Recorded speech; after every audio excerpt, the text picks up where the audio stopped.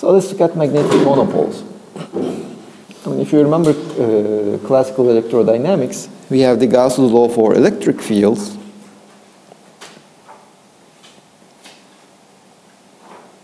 Where rho E is the electric charge density. Well, this is called the Gaussian units if you are not familiar with. Well, depending on which units you, in SI, this is rho E over epsilon 0. So this law basically tells you that there are sources of electric field. And those sources of electric fields are what we call electric monopoles. So point charges that have an electric charge. On the other hand, in classical electrodynamics, divergence of B is exactly 0. And this basically states that there is no source of magnetic field. Magnetic field lines cannot start from a point, but the other Faraday's and Ampere's law tells us that changing electric fields can create magnetic field. But that doesn't really mean it's a source in the sense that magnetic field doesn't start from some electric field. It just creates it, but the magnetic fields just form closed loops, or they go up to infinity, start from infinity and go up to infinity. Because they cannot start or stop at any point due to the absence of magnetic monopoles. Now, one curiosity could be to ask what would happen if there are magnetic monopoles. Yes, if there were magnetic monopoles, this law would be modified. We would have 4 pi rho m. And if you say that a single magnetic monopole has a charge qm, the magnetic field created by this magnetic monopole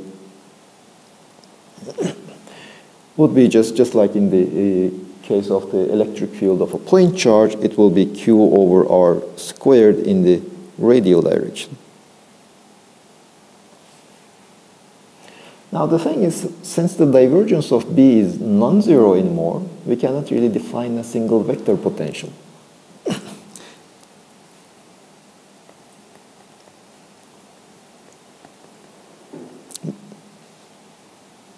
Because if B were equal to curl of A,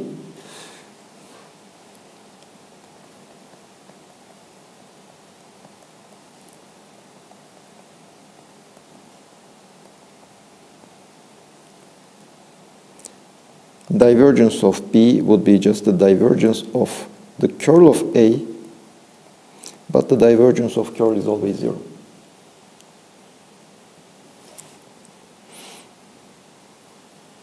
Well, we can somehow go around this case by just making an approximation. We can, for example, define a vector potential, 2 vector potentials.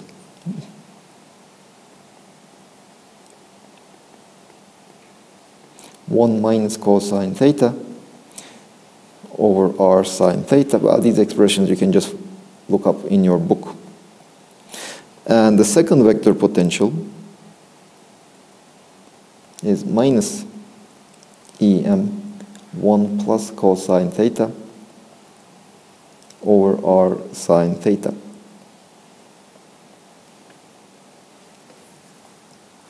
Now both of these have the curl of A given by,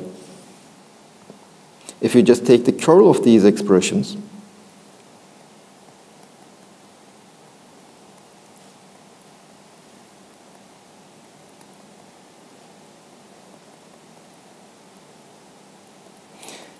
they are equal to RB.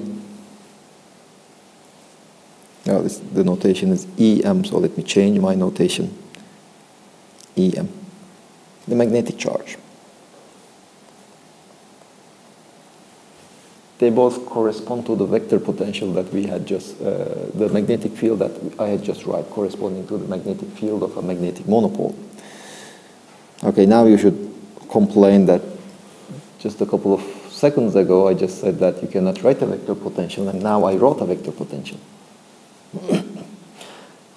You see, the thing that you have to pay attention to is that, look at these vector potentials. Let me just rewrite those vector potentials in a slightly different form. Let me just start with A1. This is EM, 1 minus Well, cosine theta, I can just write it as 1 minus cosine squared theta over 2 divided by r. Sine theta, I can just write it as twice sine theta over 2 times cosine theta over 2 in the phi hat. Ones will cancel, this minus sign will just make this minus sign plus, and so I get that cosine squared theta over 2, one of them will be cancelled by the cosine theta over 2 in the denominator. And I end up having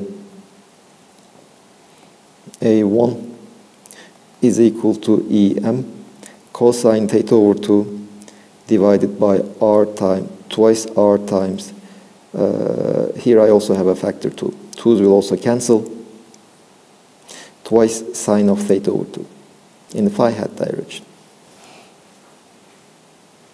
Now this vector potential has a problem. If theta is equal to 0, it is singular.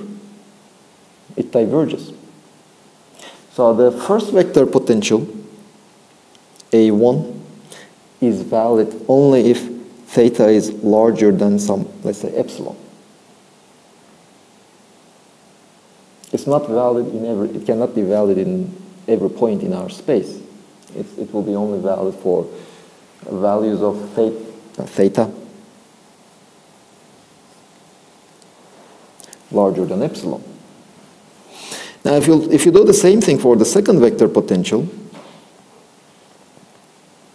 it will be EM over R sine theta over 2 divided by cosine theta over 2 phi hat. Now we have a problem again if theta over 2 is equal to pi over 2 or theta is equal to pi. Then cosine is 0 and we have a singularity over there. And because of that singularity, the second vector potential, we cannot write it everywhere, but we can only say that it is valid if theta is less than pi minus epsilon.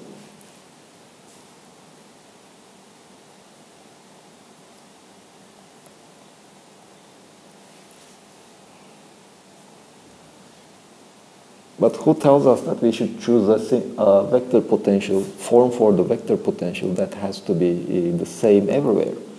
I can just use A1 for the lower half space and A2 for the upper half space if you want.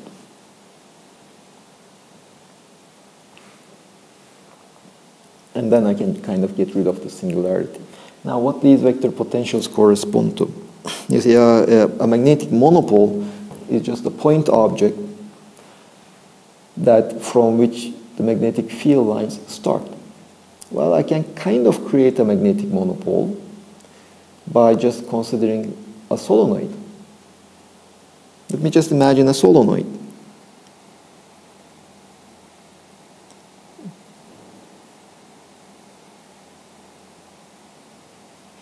But this solenoid goes to infinity. Inside I will have some magnetic flux. And from the tip, the magnetic field lines would just get out of the solenoid and it would just spread radially out. Now the tip will just behave like a magnetic monopole. So this is called the Dirac's construction.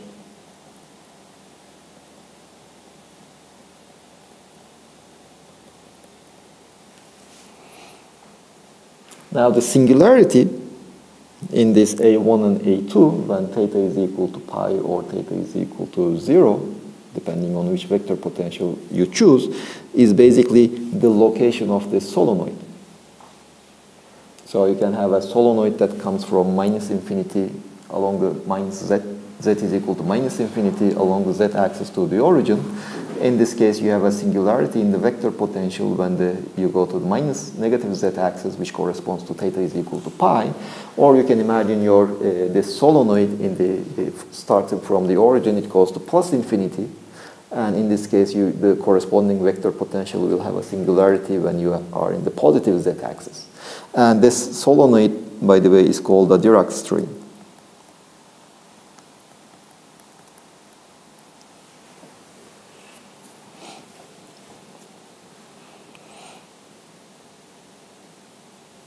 Now, of course, this tells you that if there is such a string,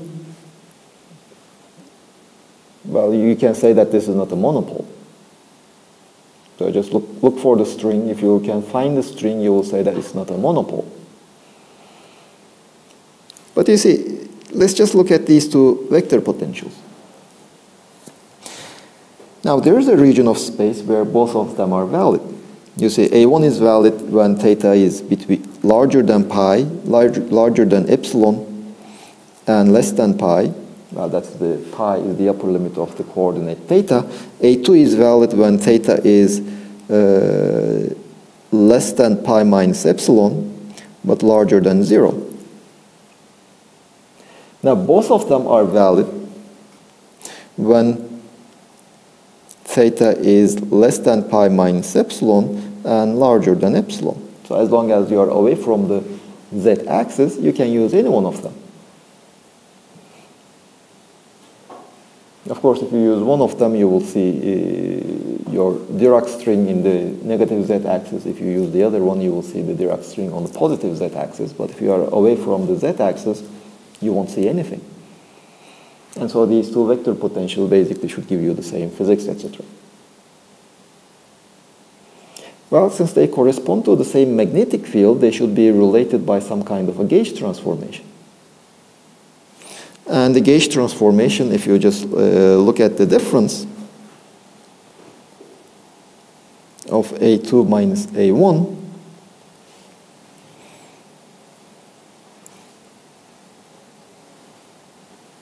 let's say this is your A2, this is your A1. When you take the difference, the cosine terms, they will just cancel. It's only the constant terms that will remain, and you end up having minus twice Em divided by r sine theta. And if these two vector potentials are related by, if they correspond to the same magnetic field, they should be related by a gauge transformation, and hence this difference should be the gradient of some lambda. You see, for an arbitrary lambda, gradient of lambda is this one. If you just look at the explicit expression of the gradient in spherical coordinates,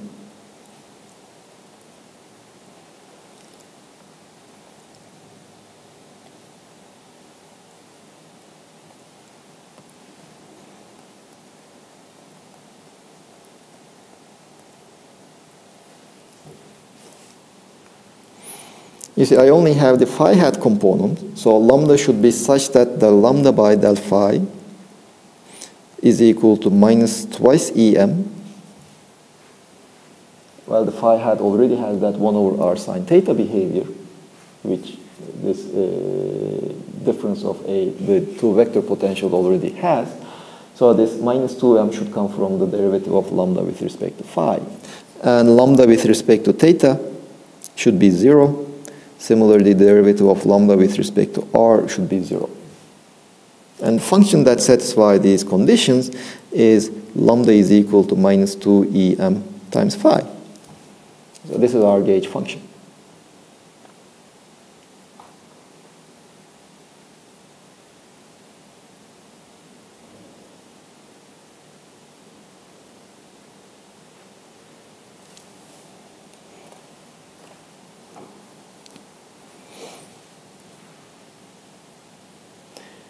But we had already seen how the wave function changes if you make a gauge transformation. You see, psi2 should be equal to psi1 multiplied by e to the power I over h bar q over c lambda.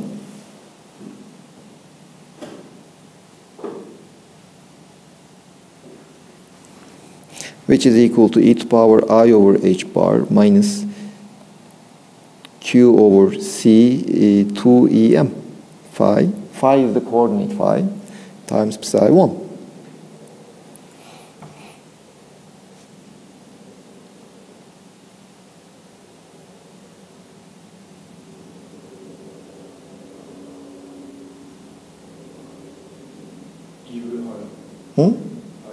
I over h bar, sorry.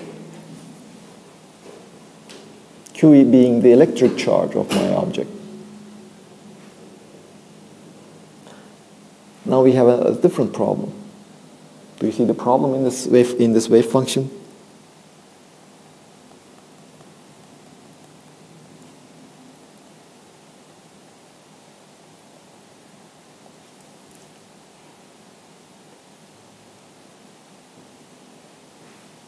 So what can be wrong with this wave function? Psi2.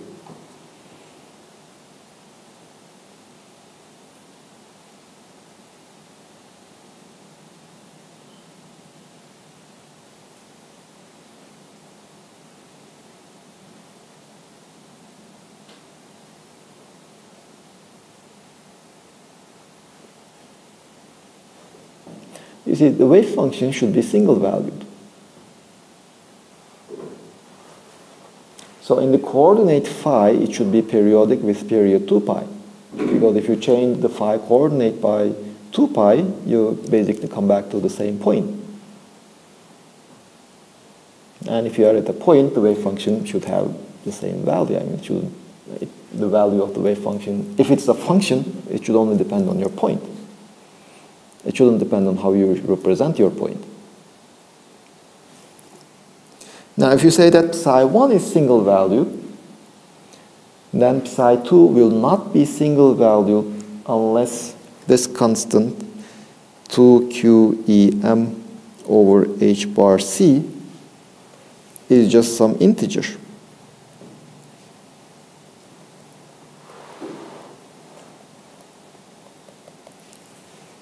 If this is not satisfied, then if psi1 is single valued, then psi2 will not be single valued.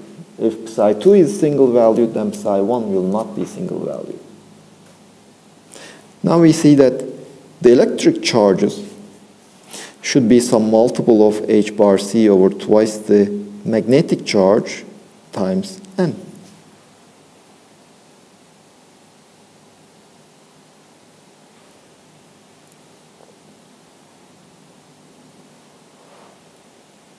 And so the electric charge should be just quantized if we have a single magnetic monopole. So it answers our question why the charges are quantized. Currently, our theoretical understanding of nature doesn't tell us that the charge should be quantized. The charges can have any value that you like. But for some reason that we don't understand yet, the nature seems to have chosen quantized charges, and this might be one of the reasons. In fact, this is the only reason we can come up with. Any theory that predicts charge quantization, it predicts existence of monopoles. As long as there is a monopole, there's charge quantization. Now, of course, it seems to be kind of weird. I mean, we started with a solenoid, infinite solenoid. At the end point just behaves like a monopole, but at the end of the day, it's not a monopole, right? I mean, there's this string attached to it. But you see what we are actually doing over here.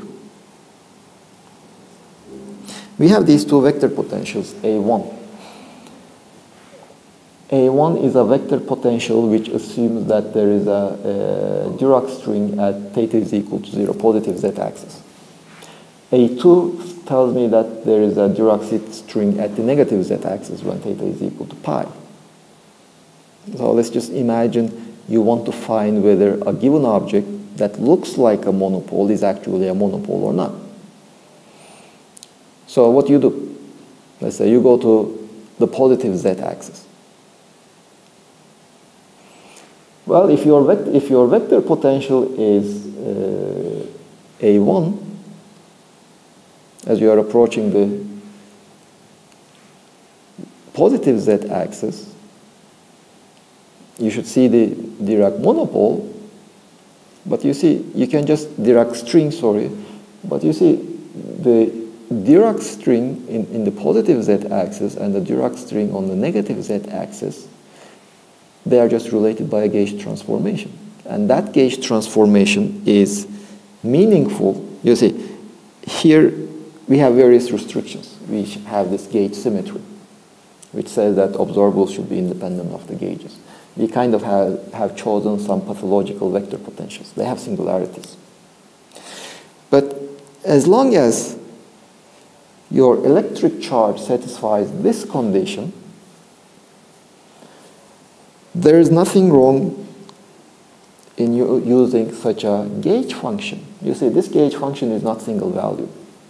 But who tells us that the gauge function itself should be single valued anyway? What we know is the observables should be single valued. Well, the gauge function doesn't change the electric and the magnetic field, so they will be single valued, whichever, no matter how pathological your gauge function is. The wave function should also be single valued. And as long as this condition is satisfied, such a gauge transformation leaves your wave function single valued. So there is no reason why we should not use such a gauge function. But if we are allowed to use such a gauge function, we can easily change a Dirac string in the positive z-axis to a Dirac string in the negative z-axis. So these two things should give you exactly the same results. But that means you cannot find the Dirac string on the positive z-axis. And you can neither observe it in the negative z-axis. It is not observable, the Dirac string. So what you will observe is just a single point where the magnetic field lines are coming out. The Dirac string does not exist in the sense that it is not observable. So you have a magnetic monopole.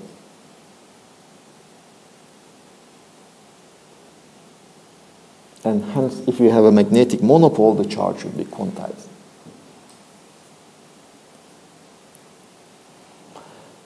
Now, still, of course, this argument can be, I don't like this argument, to be honest. But there are other ways, other kind of vector potentials which avoid this singularity altogether. So although, okay, the argument has some shaky points, for my taste at least, still the result is valid even in some other theories which don't have these singularities at all to start with. So if you go back to our initial question, why are the charges quantized? Most probably because there are magnetic monopoles in the universe. Of course, it brings other questions. Where are they? For some reason, we seem to end up in a region of space where there are no magnetic monopoles to observe.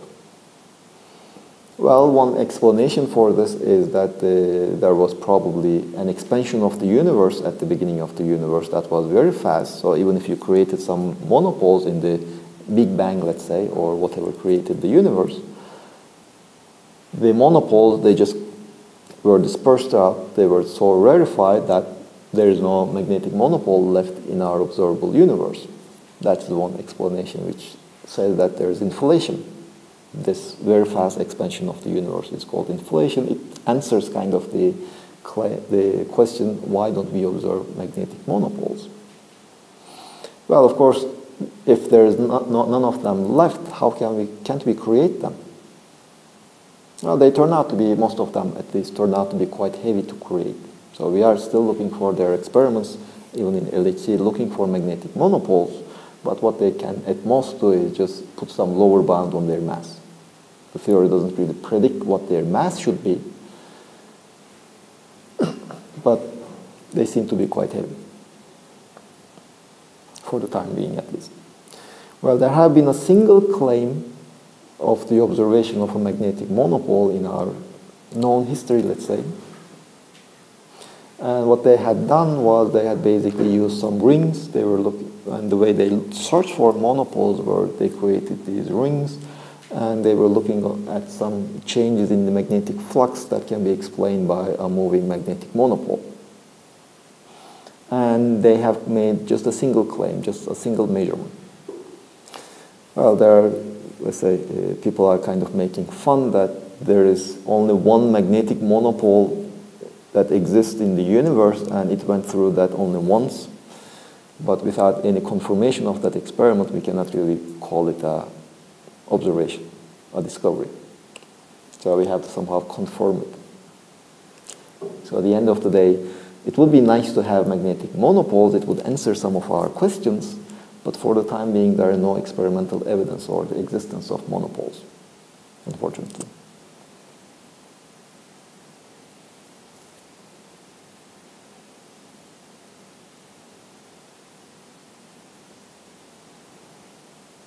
Yes, any questions?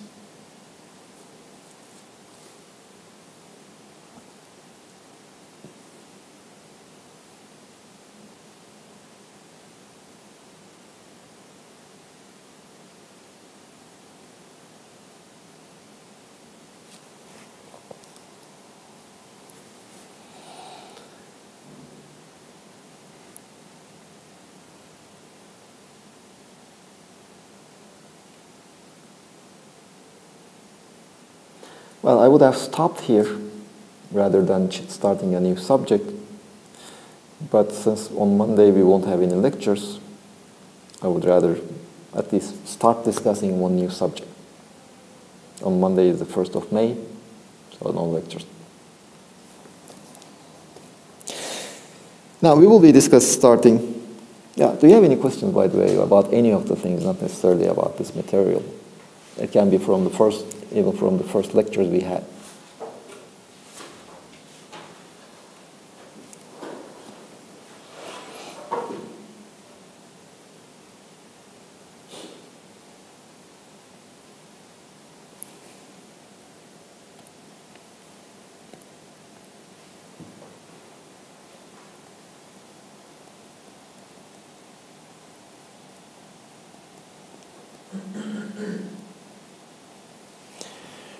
Well, we will be discussing the symmetries. I mean, you see that when you are probably actually doing research now. I mean, the problems that we can actually solve are very limited. In fact, most of the problems that we can actually solve are the Coulomb potential and the harmonic oscillator. Well, there are many other things that we can solve, but they are not really relevant for the physics. For the other problems, we use numerical approximations, numerical computations, etc. But the actual solutions are quite limited. And without knowing the solution, so what can we do? Now, symmetries is one of them. Basically, even if we cannot solve the general problem, it tells us that what are the possible solutions. What are some of the properties of the solution, even if we cannot determine what the solutions are. Now, the first symmetry we will be using will be rotations. Now, what we mean by a symmetry is, formally speaking, well, you have your system. You somehow describe your system, either some conceptual way or some mathematical tools, let's say. What you do is you just, for example, in classical physics, you take some coordinates, you choose some axis, write the Newton's laws, or you write the Lagrangian or the Hamilton's equations, etc. But you see, when you choose some coordinates, why does the nature care about your choice? Well, the nature doesn't really care too much about our choices. So you can just choose some coordinate axis, or you can choose that your coordinate axis to be pointing in some other direction. You just rotate your coordinate axis and nothing should change. Or you can choose your origin here or there. Your laws of nature shouldn't change. Of course, it might appear slightly different. For example, if you take your origin at this point, my phone is something at a distance 30 centimeters. If you choose your origin over here, it is at 10 centimeters. The answers look different, 30 compared to 10 centimeters. But basically they mean, when you interpret your result, they mean the same thing. My phone is at this point over there, independent of how I choose to describe it. That is basically what we call a symmetry of the problem. The nature doesn't change if you translate your origin. It should not change. Now, when we look at rotations, at least today we can discuss about physical rotation. We can rotate our three-dimensional space. just for simplicity, let's just use x and y axis, and then we have the z axis will be pointing towards you if you use a right-handed coordinate system. This is one possible choice. Another possible choice of coordinates would be this one. Let's say this is x prime, this is y prime. It is rotated by an angle theta. Now, if you use one coordinate, if you consider this point over there,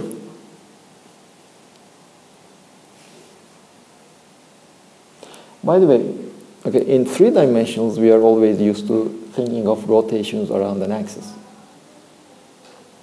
But this is something special about 3-dimensional case. Actually, what rotations are rotations in 2 dimensions, in a plane. A rotation around the z-axis is actually a rotation in the xy plane. So even in 2-dimensional systems, you can still talk about rotations without referring to a 3rd dimension. It's in the xy plane. Or when you are doing relativistic mechanics, you are basically dealing with 4-dimensional space-time. And then any kind of rotation, which might also involve the time coordinate, it will be a rotation in the xy plane, xz plane, yz plane. And any so-called boosts are actually rotations in the, let's say, if you are go to a reference frame moving in the x dimension, it's a rotation in the xt plane. Well, it's kind of a weird rotation because it will be a rotation with a complex angle. But nevertheless, you can write it as a rotation in the xt plane. Now let's come back to our problem over here. This point R, it will have, let's say, in one coordinate, in the xy coordinate system, it will have these components. Or it will have x prime in the x prime hat direction plus y prime in the y prime hat direction. Let us try to determine what x prime is. Well, x prime is basically x prime hat vector multiplied with the r vector. This is my x prime coordinate because y prime vector is, or y prime unit vector is orthogonal to the x prime unit vector. But this is at the same time x multiplied with x prime hat dot x hat plus y x prime hat dot y hat. Well, if you take the scalar product of 2 unit vectors, it's just the cosine of the angle between the two. So this is x times cosine theta plus y times cosine. Well, the angle between the x prime and y is pi over 2 minus theta. So x prime is equal to x cosine theta plus y sine theta.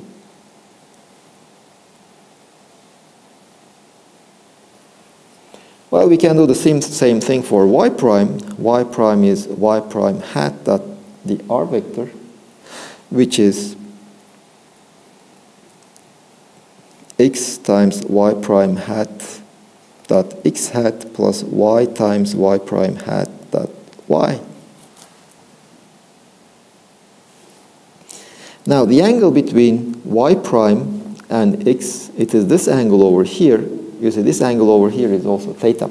So this is x times cosine pi over 2 plus theta plus y times the angle between y prime and y is just theta. And hence this is y prime is equal to y times or minus x times sine theta plus y times cosine theta.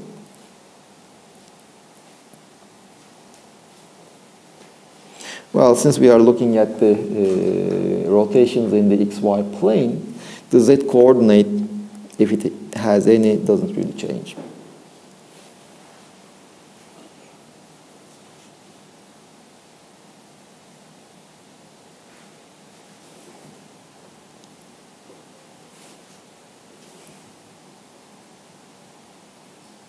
So if you just combine all of these,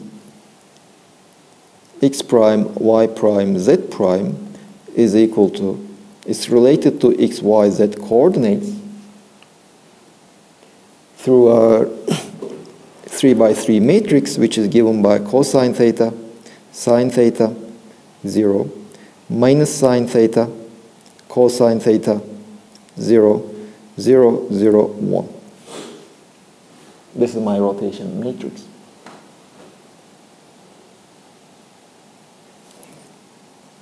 And we will use the notation Rz of theta. Rz, because it's a rotation around the z-axis by an angle theta.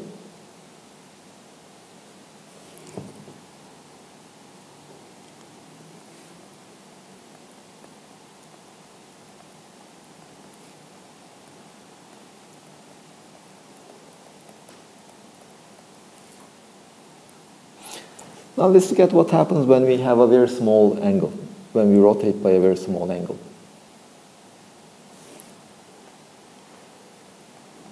Yeah, eventually what we will be doing is, for example, if you look at what we had done before, we looked at position translations in position. Now that was basically, we said that let's first study very small translations. Eventually, a complete transformation by a finite distance, translation by a finite distance, will be just the sum of very small translations. We did this exactly the same thing in time translation. We first looked at very small time translations, saying that eventually a translation in time by a finite amount would just correspond to successive applications of very small time translations. So basically we do the same thing over here. Let's just look at the very small time translations. This is equal to up to epsilon squared 1 epsilon minus epsilon 1 0 0 1 0 0 plus of course corrections of the order of epsilon squared.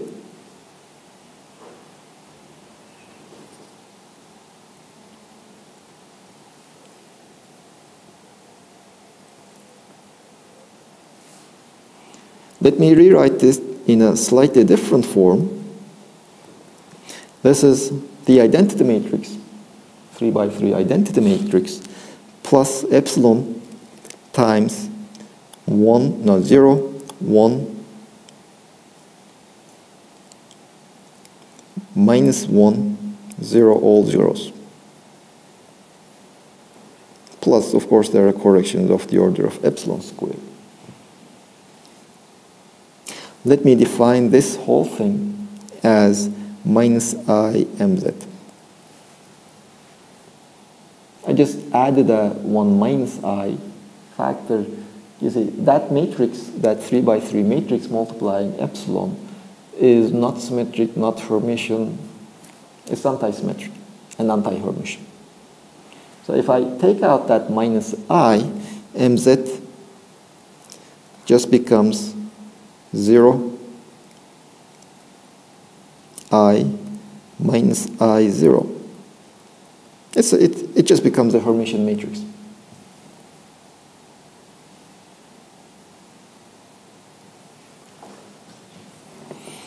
Epsilon'dan kastımız translation.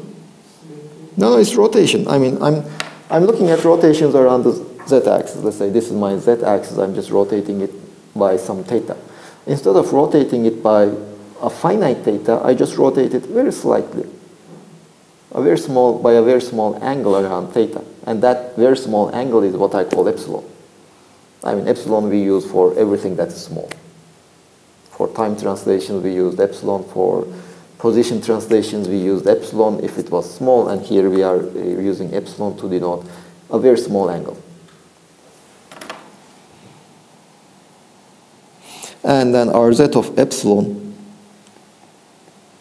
just becomes 1 minus I epsilon mz.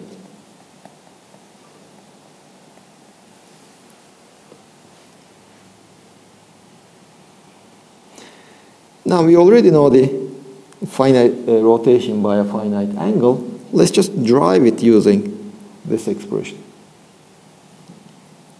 You see, Rz of theta, it is Rz of theta over n to the power n for all n. A rotation by, let's say, pi, or pi over 2, is a rotation by 45 degrees followed by another rotation of 45 degrees. Or a rotation of 90 degrees, I can write it as a rotation by 10 degrees, another rotation of 10 degrees, another rotation of 10 degrees. I just rotate 9 times by 10 degrees. Or I can rotate it n times by theta over n degrees. A rotation by theta should be equal to n rotations by theta over n. Now, if n is sufficiently large,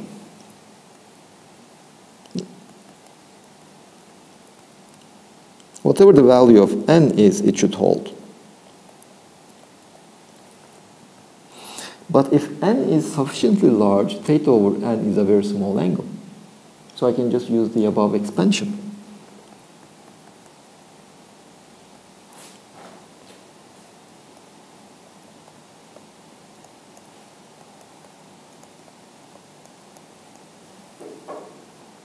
But this is equal to limit as n goes to infinity. You see here epsilon is equal to theta over n. So as n goes to infinity, epsilon goes to 0.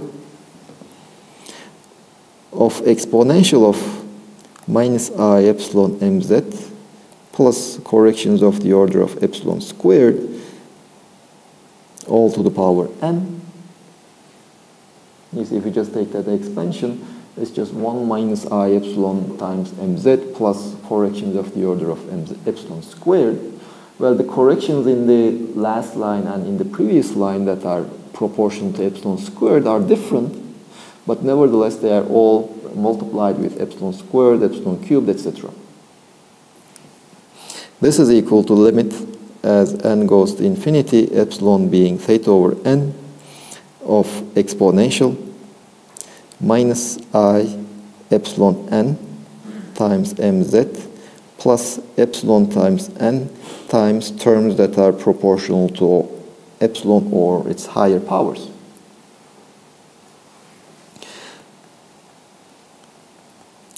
Well, epsilon n is just theta mz. This is theta. This is also theta. As epsilon goes to 0, those corrections, they all go to 0. Because epsilon times n is a constant. So our rotation around the z-axis by an angle theta, we can also write it in this form. And it should be equal to cosine theta, sine theta, minus sine theta, cosine theta, 0, 0, 1, 0, 0. They should be equal.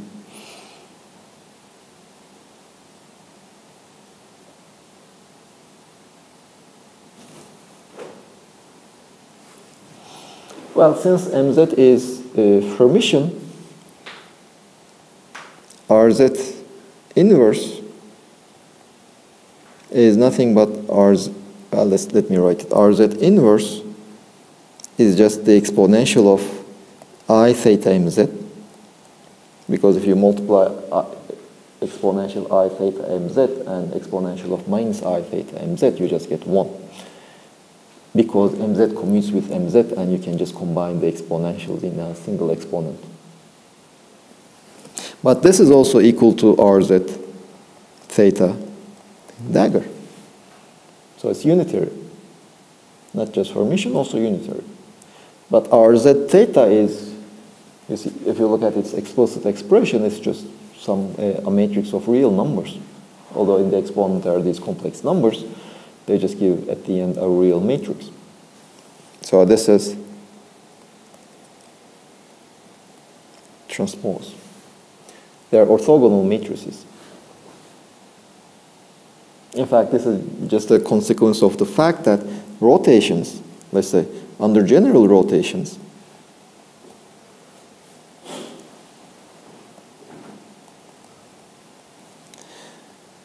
x prime, y prime, z prime just becomes some rotation matrix x, y, z, but x prime squared plus y prime squared plus z prime squared should be equal to x squared plus y squared plus z squared, because rotations do not change the magnitude of vectors. So, but this is equal to x prime y prime z prime multiplied with x prime y prime z prime. I just multiplied the row matrix with the column matrix. This is equal to x prime y prime z prime transpose multiplied with x prime y prime z prime. So x prime y prime z prime is just r multiplied with x, y, z. If I take its transpose, I obtain x, y, z row matrix multiplied with r transpose.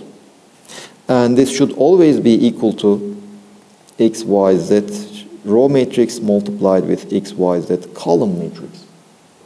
So this tells me that this is possible for all vectors x, y, z only if r transpose r is equal to 1. So r is an orthogonal matrix.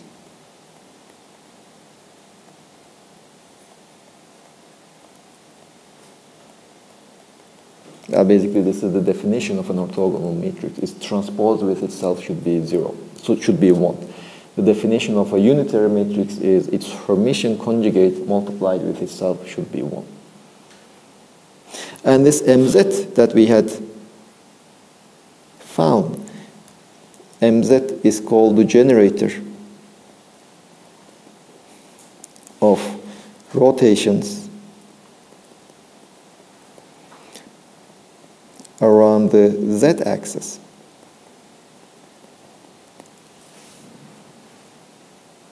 You see, up to this point we didn't do any quantum mechanics. We are just doing classical physics.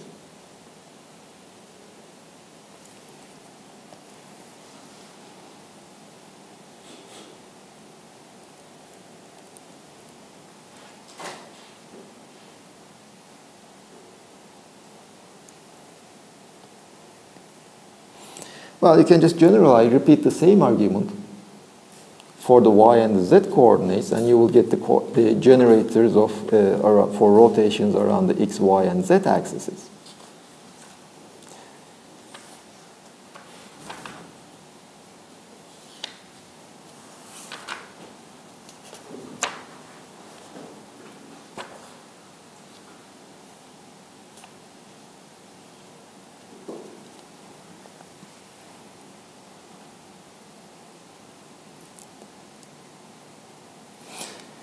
So mx will be, well, you see, if you look at that matrix, mz, it has zeros, all zeros in the third row and third column. The third corresponds to the z-axis, z doesn't change. Well, if you look at mx, you would expect all zeros in the first row and first column, because x coordinate will not change.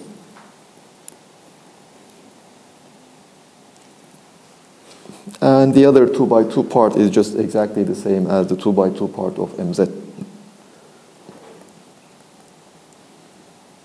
Because the y and the change in the y and the z coordinates in rotations around the x will be very similar to the rotations around the z-axis. How the xy coordinate changes for rotations around the z-axis. Now, if you write the my, it will also look quite similar. It will have all zeros in the second row and second column corresponding to the y-axis. The remaining 4 matrix elements, they almost exactly look the same, with a slight modification that this is minus I, this is I, 0, 0.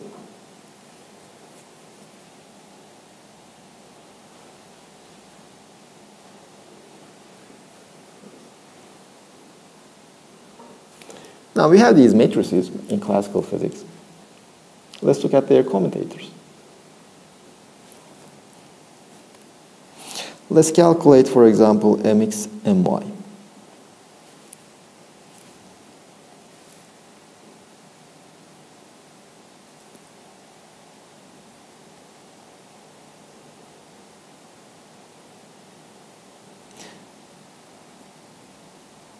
This is equal to mx times my minus my times mx.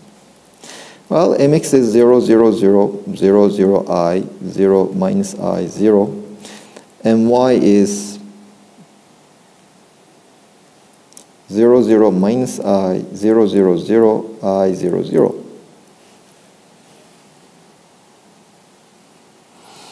Minus, I'll just change their places.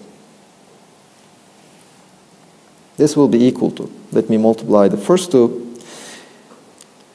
The first row will be 0, 0, 0. While the second row will be minus 1, 0, 0. The third row will be 0, 0, 0. Minus,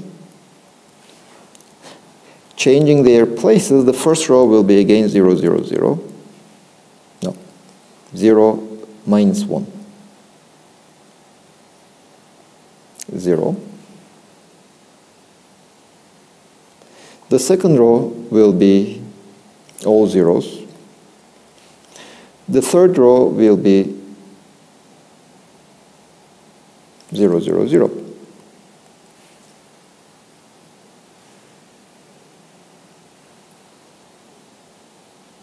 Well, if you just, the easiest way to calculate this is just take the, if you look at the first product, and if you just take their Hermitian conjugate, the matrices change their position, but the matrices themselves do not change, so you get the second term.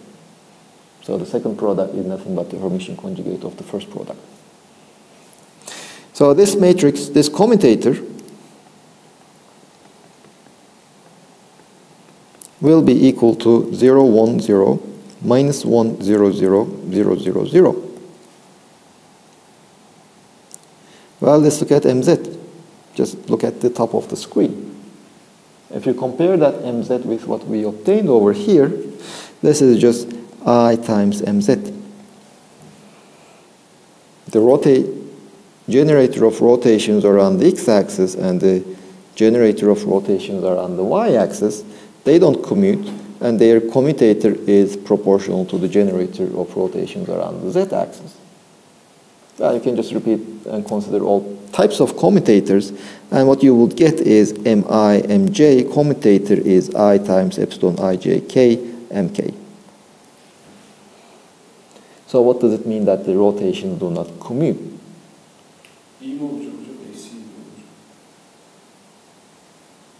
At least with our definitions, it should be minus I.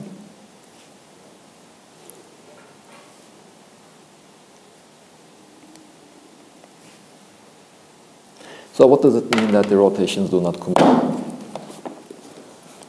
Let us take this book.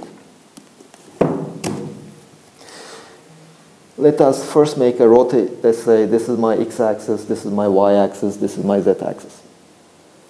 First, let's make a questions.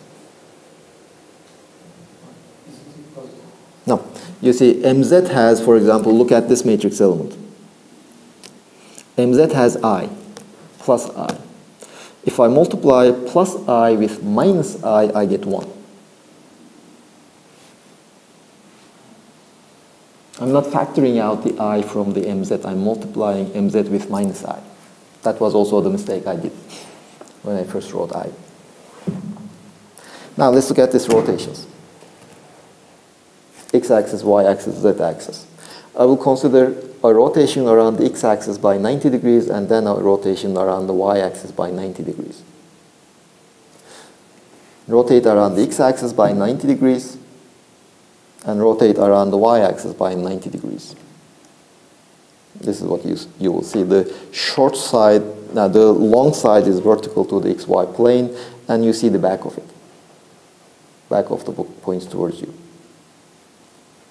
Let me change the order. First, a rotation around the y-axis by 90 degrees.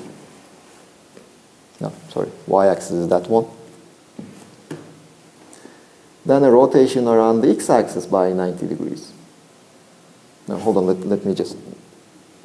The rotation around the y-axis... Okay, what I did, the rotation around the x-axis, rotation around the y-axis, this is UC. Now, first a rotation around the y-axis Okay, I made two mistakes. Around the x-axis, if you rotate around the y-axis, it is this one. So the long side is on the xy plane. And you see the front cover. Rotation around the y-axis by 90 degrees. Then a rotation around the x-axis by 90 degrees. You still see the back side, but it is now the short angle, short side that is on the xy plane. In the previous case, we had this one. So this is basically, even in classical physics, we have this non-commutativity of rotations. It's not a quantum mechanical phenomenon. But of course, it will have some quantum mechanical consequences. You see, in classical physics, what we knew about translations, for example, they should commute. That is one thing we had. The translation in the x and the translation in the y, they should commute. So we had the quantum mechanical generalizations of these generators of translation that were acting not on my points, but they were acting on my kets, and we said that they should commute. Now we have these rotations, and classically we have these generators of rotations of vectors, which don't commute. So when we are looking for the analogs of these operations on our kets, they also need not commute. They will not be commuting. Now let's look at one more thing before, and then we can just finish for today. Okay, I won't calculate it. I will just write the result down. Mx squared plus my squared plus mz squared. This just turns out to be 1 plus 1, 2.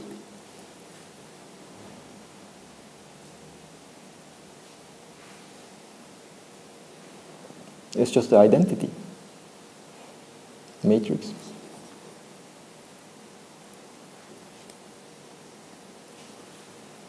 Well, the reason why I wrote it in this form is just L times L plus 1. L corresponding to 1.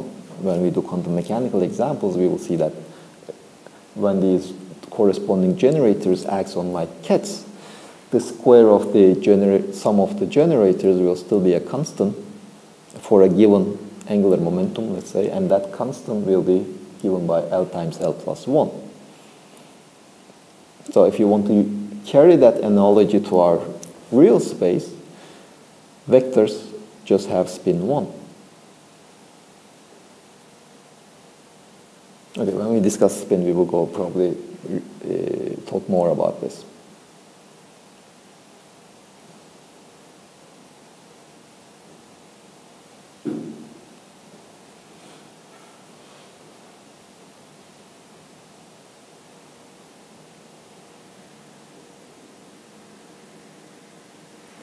Any questions?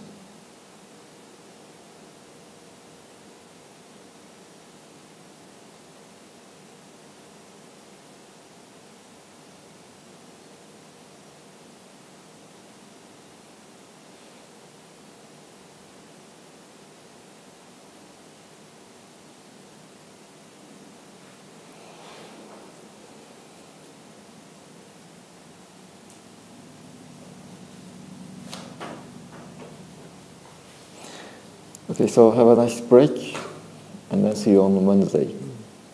Okay, the final is supposed to be on the 6th of May. So that is just the weekend after the next weekend. Not the final, the second midterm, sorry. Well, for the final time, you should look at the department webpage. I mean, we are not, it's not the lecturer who is